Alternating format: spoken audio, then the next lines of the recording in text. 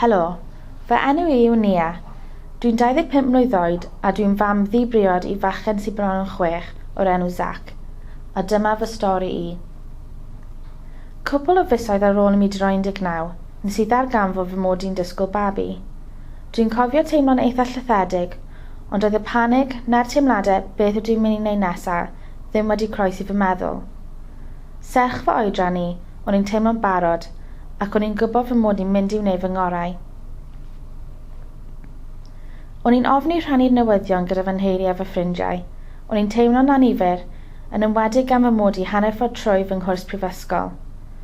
Penderfynais I adael prifysgol a parhau I weithio 3 swydd o'n i'n gweithio ers gadael ysgol, lan hyd at 4 wythnos cyn I Zac cael ei eni.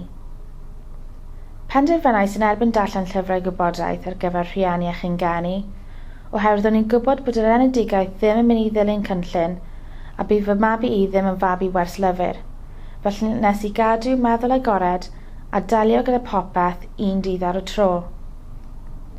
Pryd nes I ddarganfod fy mod i'n erbyn bachgen, nes I ffonio fy nhad yn syth a ddechreuodd ysgrechian lawr y ffôn.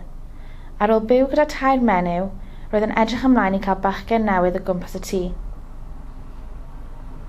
O'n i'n eitha lwcus, oherwydd ges I ddim salwch yn ystod y feichiogrwydd, ond yn gwmpas 7 mis, ges I deimladau cosfa oedd yn gweithygu yn y nos ac yn waith ar waelod fy nhraed a fy nwylo.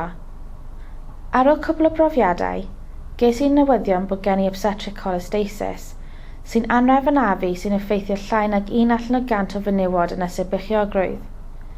Fe ddwedon nhw bod risg uchel o golli'r babi os o'n i'n mynd dros fynyddiad dyladwy. O'n i'n teimlo'n euog a bod hwn yn fy mai I. Roedd y misoedd nesaf yn galed iawn.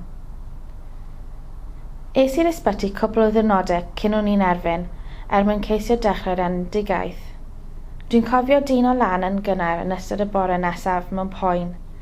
Nes I ffonio fy mam am 7 o gloch y bore a gorwedd lawr mewn pil tan cyrhaeddodd fy mam a fy chwaer.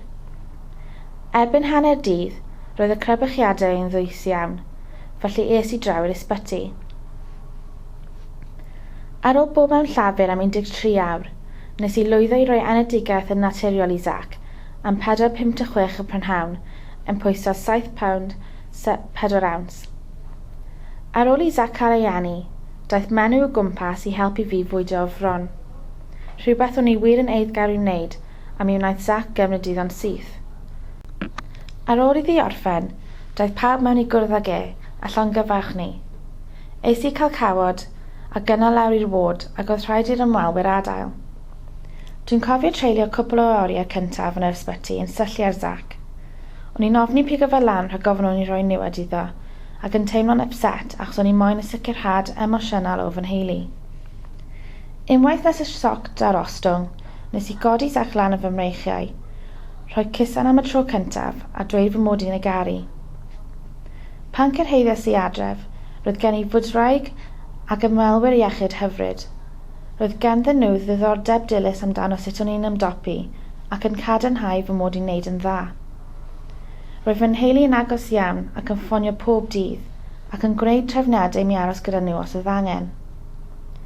Roedd y misoedd cyntaf yn galed. Dechreuodd fy merthynas torri lawr. O'n I dal yn dod i'r arfer bod gen I blentyn a bod fy mywyd I wedi newid yn gyfan gwbl. Roedd rhaid I mi dyfu lan yn gloi, ac hyd yn oed bod gen I 9 mis I baratoi, o'n i'n teimlo fy mod I wedi newid ar ddegwr I oedolyn dros nos. Roedd fy nheulu a fy ffrindiau allweddol yn ystod y 4 mis cyntaf. Nhw oedd yn helpu fi trwy'r troddiad o ddod yn fam, ac yn ymdopi gyda'r ffaith fod fy merthynas wedi torri lawr. O'n i'n dwlu treulio amser gyda Zac a gweld ei bersonoliaeth yn datblygu, gwylio fy'n tyfu, a gwybod bod ei lles a'i ddatblygiad yn gwella oherwydd fy sylw, rhyngweddiad a chariad I. Nes I fwydo Zac am flwyddyn a nes I fwynhau pob eiliad. Naeth e helpu cryfhau ein cysylltiad ac o'n i'n trysori pob adeg o agosrwydd gydag Ar ôl penblwydd cyntaf Zac, penderfynais I cael fy mywyd I nôl ar drwydd. Siaradais gyda mam am y posibilrwydd o fynd yn ôl I prifysgol a dwedodd bod e'n mynd I fod yn rhy galed. Ar ôl clywed hwnna, o'n i'n fwy penderfynol. Es I ymlaen I wirfoddoli gyda grŵp lleol oedd yn cefnogi mamau I fwydo fron. Yma, wnes I hyfforddiant I fod yn gefnogwr. Es I nôl I ddosbarth nos a ail wneud fy nghygai, a cefais fy nerbyn ar gwrs ddatblygu'r plant ynghylch meithrin lleol. Gyda'r cefnogaeth o fy ffrindiau a fy nheulu, o'n i'n gallu rhoi strwythur nôl yn fy mywyd. O'n i'n gallu cydbwys o bod yn fam, gweithio a dysgu. Roedd Zac yn anogaeth dda I mi wthio ymlaen a trio bod yn esiampl da oedd yn gallu edrych lani a fod yn bles ohonaf. Roedd fy nheulu a fy ffrindiau yn helpu Zac ac yn helpu sicrhau fy mod i'n cael amser I fy hunan hefyd, sy'n bwysig iawn pryd chi'n fam newydd. Dwi nawr yn fy mlwyddyn olaf yn prifysgol ac yn astudio I fod yn therapydd galwadigaethol. Dwi hefyd yn gweithio rhan amser ar gyfer Cyngor Caerdydd ac yn gwirfoddoli unwaith yr wythnos gyda Marie Curie. Mae'r cefnogaeth yn bwysig iawn ac wedi rhoi'r cyfle I mi wneud popeth dwi wedi wneud yn barod ac eisiau wneud yn y dyfodol. O'n i'n lwcus I beidio cael unrhyw brofiadau gyda phroblemau iechyd meddwl, ond credaf bod pe bai cefnogaeth gwael gennym. Byddai ddim wedi wneud popeth dwi wedi wneud hyn na'r person dwi yn heddiw.